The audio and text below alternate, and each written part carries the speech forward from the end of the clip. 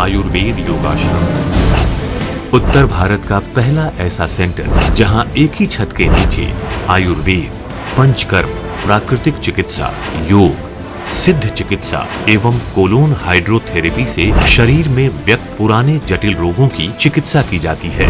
आयुर्वेद योगाश्रम हर रोज शाम 5:15 पर।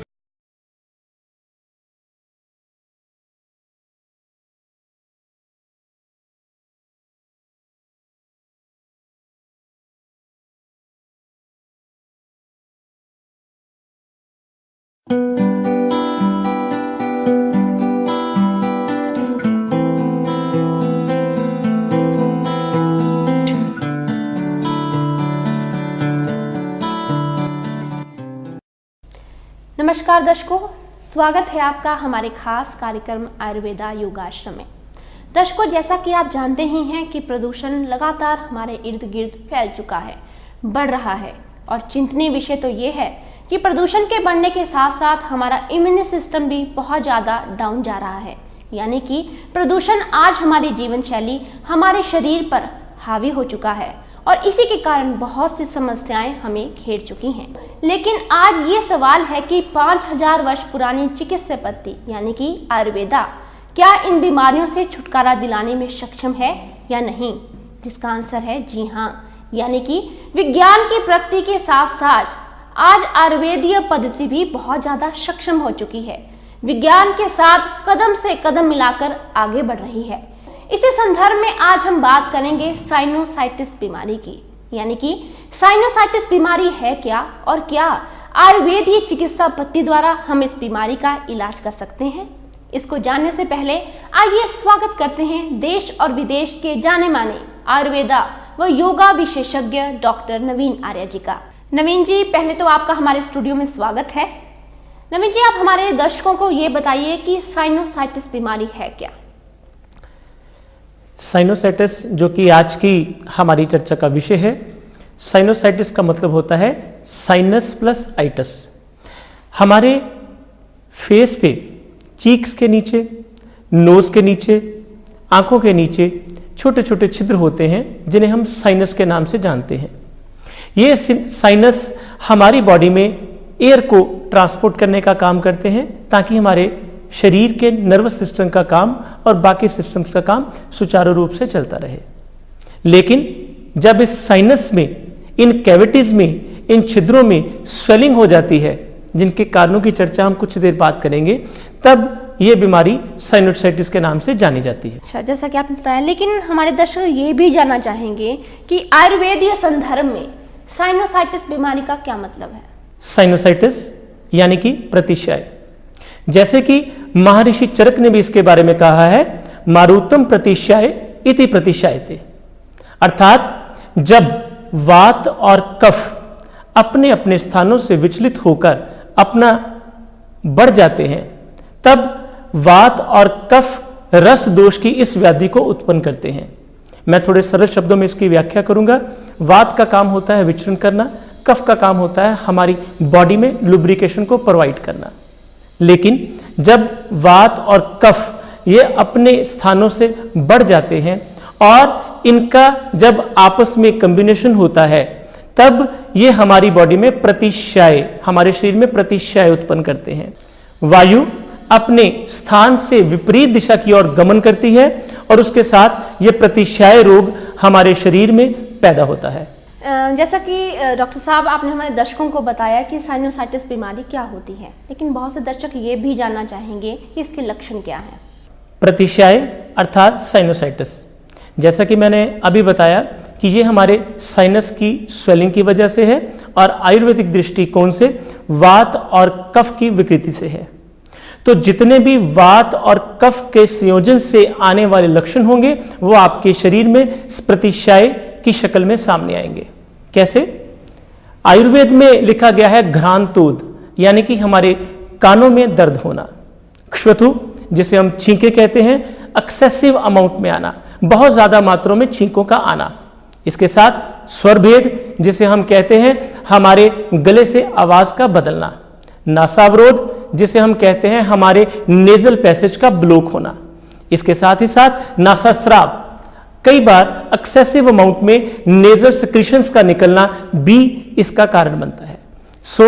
हम इसकी समरी में, इसके निष्कर्ष में ये कह सकते हैं कि हमारे गले से ऊपर ऑर्गन पर, ईएनटी सिस्टम के ऊपर जब हमें गले में स्वेलिंग हो, छींकें ज्यादा आए, हमारे नेजल सिस्टम या ब्लॉक हो जाए या ब्लॉक होने के साथ साथ ये रनिंग हो जाए, और इसके साथ ही साथ कानों में दर्द होना, सिर में दर्द होना। सिर दर्द का साइनोसाइटिस से बहुत गहरा नाता है। इन सब लक्षणों के साथ अगर रोगी हमारे पास आता है तो हम इसे साइनोसाइटिस और प्रतिशाई के नाम से जानते हैं। हाँ, डॉक्टर साहब, जैसा कि आपने बताया कि साइनोसाइटिस बीमारी मोस्टली जुकाम खांसी की तरह ही होती है, लेकिन लोग जुकाम और खांसी मान करके एक हल्की सी दवाई ले लेते हैं। लेकिन इसी संदर्भ में लोग ये जानना चाहेंगे कि साइनोसाइटिस बीमारी किस कारण से होती है। जहां बात आती है प्रतिशाई के कारणों की, तो उसमें जो सबसे बड़ा प्रमुख कारण आता है वो है वात और कफ का, इन दोषों का हमारे शरीर में बढ़ना। तो ये स्वाभाविक ही है कि जब भी हमारे शरीर में वात और कफ बढ़ेंगे तो हमारे शरीर में प्रतिशाई की उत्पत्ति होगी। कफ बढ़ने का सबसे प्रमुख कारण रहता है कि जब हम बहुत ज़्यादा ठंडी चीज़ों का एक्सेसिव, अधिक मात्रा में सेवन करते हैं, ज़्यादा मात्रा में आइसक्रीम खाना, ज़्यादा मात्रा में चिल्ड पानी पीना, यह साइनोसाइटिस या प्रतिशाई को बुलावा देता है। लेकिन इसके साथ ही साथ अगर हम गर्म और ठंडे का संतुलन ठीक नहीं बनाते हैं, जैसा कि आजकल हमारी शादियों में भी ट्रेंड रहता है कि हम गर्म चीज़ के ऊपर ठंडी चीज़ और ठंडी चीज़ के ऊपर गर्म चीज़, जब ये दोनों चीज़ों का रेगुलर इंटरवल्स के साथ साथ लगातार बिना रोक के सेवन करते हैं तो प्रतिशाई की उत्पत्ति होती है। इसके साथ ही साथ प्रदूषण, जैसा कि अभी निधि जी आप बात कर रहे थे, प्रदूषण का इसमें बहुत ही महत्वपूर्ण योगदान है, क्योंकि प्रतिशाई एक इम्यून सिस्टम से रिलेटेड प्रॉब्लम है। ये रस दोष की व्याधि है, और जब भी हमारी बॉडी में इम्यून सिस्टम कमजोर होगा, हमारी बॉडी में रोग प्रतिरोधक क्षमता कम होगी, तब भी हमारी बॉडी के अंदर प्रदूषण को सहने की जो क्षमता है वो कम होती जाती है, और उसका नतीजा हमारे सामने आता है प्रतिशाई की शक्ल में। इसके साथ ही साथ देर रात तक जागना, बहुत तैलीय पदार्थों का सेवन करना, मीठे पदार्थों का एक्सेसिव मात्रा में सेवन करना, जिनसे कि कफ बढ़ता है, वो भी प्रतिशाई के कारण बनते हैं। जब हम इनके कारणों का और चर्चा करते हैं तो इसमें एक बहुत महत्वपूर्ण कारण आता है मंद अग्नि। जैसा कि मैंने आपको पहले भी बताया है अपने पिछले एपिसोड्स में भी, कि आयुर्वेद काफ़ी बीमारियों के लिए अग्नि के मंद होने को भी कारण मानती है। जब हमारी अग्नि मंद होगी तो वो हमारे वात और कफ को सम मात्रा में नहीं रख पाएगी, इसलिए मंद अग्नि का होना भी प्रतिशाई के प्रमुख कारणों में आता है। और इसके साथ ही साथ जब हम अजीर्ण, यानी कि जिसमें हमारा खाया पिया पूरी तरीके से पचित नहीं होता है, उसका पाचन सही प्रकार से नहीं होता है, तो भी ये प्रतिशाई का एक कारण बनता है। बिल्कुल सही डॉक्टर साहब। दर्शकों, जैसा कि डॉक्टर साहब ने हमें साइनोसाइटिस बीमारी के लक्षण भी बताए, कारण भी बताए, अब बात आती है उपचार की, कि आयुर्वेदीय चिकित्सा पद्धति में साइनोसाइटिस बीमारी का कैसे इलाज किया जाता है। आयुर्वेद में प्रतिशाई का एक संपूर्ण चिकित्सा विकल्प मौजूद है। इसको हम योग के माध्यम से ठीक करते हैं, इसको हम नेचुरोपैथी के माध्यम से ठीक करते हैं, प्राणायाम के माध्यम से ठीक करते हैं, होम रेमेडीज या घरेलू उपचार इसके लिए बहुत अच्छे हैं। और इसके साथ ही साथ आयुर्वेदिक दवाइयाँ इसमें बहुत प्रचुर अवस्था में उपलब्ध हैं, और पंचकर्म का इस चिकित्सा के लिए बहुत महत्वपूर्ण रोल है, और इस प्रतिशाई को हम इन सब चीजों से ठीक कर सकते हैं। जैसे कि डॉक्टर साहब आपने कहा कि योग और प्राणायाम के माध्यम से भी साइनोसाइटिस बीमारी को ठीक किया जा सकता है, तो हमारे बहुत से दर्शक ये जानना चाहेंगे कि कैसे साइनोसाइटिस बीमारी को योग व प्राणायाम के माध्यम से ठीक किया जा सकता है। बिल्कुल सही जी। जब भी प्रतिशाई की चिकित्सा की बात आती है तो उस पर सबसे पहले जो हमारे जहन में चीज आती है वो है प्राणायाम और योगासन। प्राणायाम जो कि कपालभाति और अग्निसार, ये दो क्रियाएं ऐसी हैं, अगर हम इनको प्रतिशाई के लिए करें, और इसकी मात्रा कितनी होनी चाहिए, और ये आपकी कंडीशन के ऊपर, आपकी अवस्था के ऊपर भी निर्भर करता है। अगर हम इन दो प्राणायाम को रूटीन में करते हैं तो प्रतिशाई हमारे लिए काफ़ी जल्दी ठीक होना संभव हो सकता है।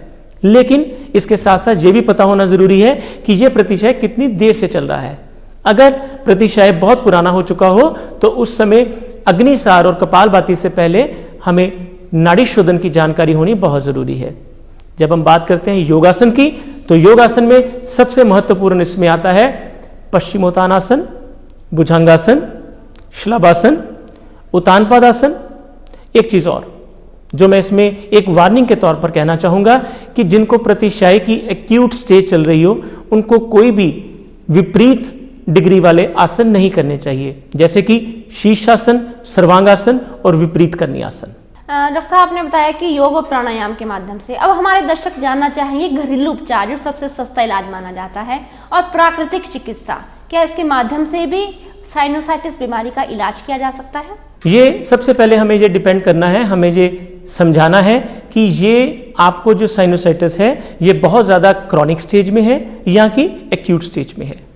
हमारे घर में ऐसी बहुत सी जड़ी बूटियां होती हैं जो कि साइनोसाइटिस की फर्स्ट स्टेज में बहुत इजीली उपलब्ध हैं, जिनको हम रूटीन में यूज़ करके अपने इनके इस्तेमाल से अपने शरीर को प्रतिशय से दूर रख सकते हैं। सबसे पहले इसमें नाम आता है तुलसी का। तुलसी एक ऐसा प्लांट है जो हमारे अंदर से इम्यून सिस्टम को मजबूत करता है। उसके साथ ही साथ एक ऐसा प्लांट और अदरक। अगर हम अदरक और तुलसी का सेवन अपने दिन प्रतिदिन की प्रतिचर्या में और दिनचर्या में करें तो ये हमारे लिए काफ़ी उपयोगी हो सकता है। इनको हम चाय की शक्ल में भी इस्तेमाल कर सकते हैं, और जब बात आएगी और घरेलू उपचार और होम रेमेडीज में तो उसको हम तुलसी के पत्तों का सेवन भी होम रेमेडीज के तौर पर कर सकते हैं। और इसके अंत में जब हम घरेलू उपचार और होम रेमेडीज की बात करते हैं तो जो सबसे महत्वपूर्ण उपचार है वो है स्टीम, जिसे हम भाप लेना कहते हैं। हम कई बार तो सिंपल पानी से भी भाप लेते हैं तो ये हमारे लिए काफ़ी उपयोगी सिद्ध हो सकता है, लेकिन कई बार अगर हम उस पानी में, उस भाप वाले पानी में तुलसी के पत्ते मिला दें तो इसका लाभ और ज़्यादा बढ़ जाता है। और जब हम घरेलू उपचार और योग की बात करते हैं तो जल नीति का इसका बहुत ही महत्वपूर्ण स्थान हमारे चिकित्सा सूत्र में है। जल नीति एक ऐसा माध्यम है, अगर हम प्रतिशय की स्टार्टिंग फेज में हैं, फर्स्ट कंडीशन में हैं, तो आप प्लेन जल नीति को इस्तेमाल करिए, अपने दिन प्रतिदिन के व्यवहार में इसको उपयोग में लाइए और आप प्रतिशय की प्रथम अवस्था को इसी से ही दूर कर सकते हैं। डॉक्टर साहब, आयुर्वेदा की एक बहुत ही पॉपुलर विधि है पंचकर्मा, तो बहुत से दर्शक ये भी जानना चाहेंगे कि क्या पंचकर्मा के माध्यम से साइनोसाइटिस बीमारी का इलाज किया जा सकता है?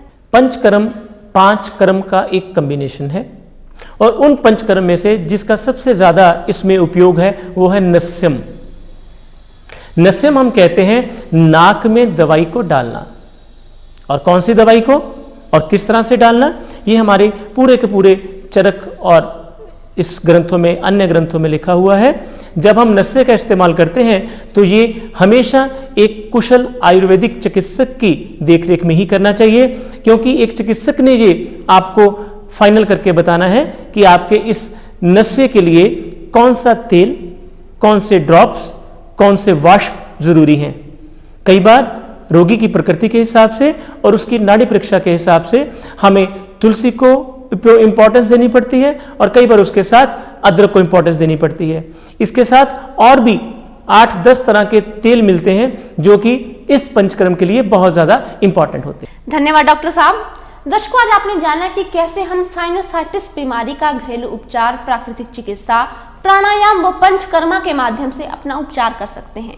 तो दर्शकों, आप इस बीमारी का अगर इलाज करवाना चाहते हैं तो देरी मत कीजिए, उठाइए अपना फोन नंबर और हमारी स्क्रीन पर डिस्प्ले हो रहे नंबर्स के माध्यम से आप घर बैठे डॉक्टर साहब द्वारा तैयार की गई औषधियां तरीके से जो किट तैयार की गई है उसे प्राप्त कर सकते हैं। जो जल्दी ही स्क्रीन पर डिस्प्ले हो रहे एड्रेस को नोट कीजिए और अपॉइंटमेंट लेकर ही आए। तो अगले एपिसोड में हम फिर किसी और बीमारी के बारे में आपसे चर्चा करेंगे। तब तक के लिए